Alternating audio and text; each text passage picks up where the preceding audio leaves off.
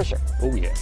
Or she's used to backstabbing and deceit on the high seas. Reality television superfan John is chatting with the breakout star of this new competition show. That is right. Kate Chastain, you know her from Below Deck. She's everybody's favorite chief stew, anybody who has good taste. And now she's on the new show called The Traitors, streaming on Peacock. Good morning. Thanks for being with us. Good morning. Thanks for having me. Okay, so Below Deck, you know, you were the chief stew on one of the yachts dealing with these charter guests and everything. This show is different. It's like a competition where you guys have to figure out who the traitors are. How was that adjustment for you going from dealing with these unruly guests to this?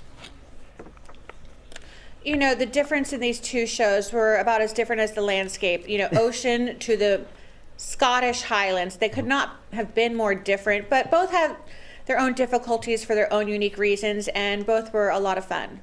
By the way, I have not finished The Traitors yet, so please do not tell me who won. I want to figure that out on my own. It's hosted. Alan Cumming is the host. Be honest, does he dial up the Scottish accent a little bit for the show?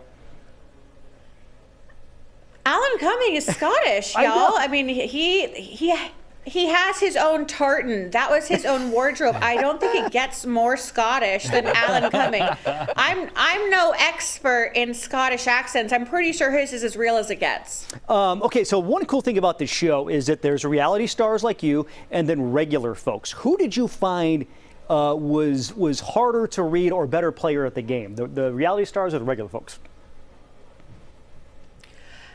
The regular folks did have a slight disadvantage in that I think they wore their emotions more on their sleeve, where the reality people, especially the ones that had been on shows like Big Brother and Survivor before this, they kind of knew how to play the game a bit more.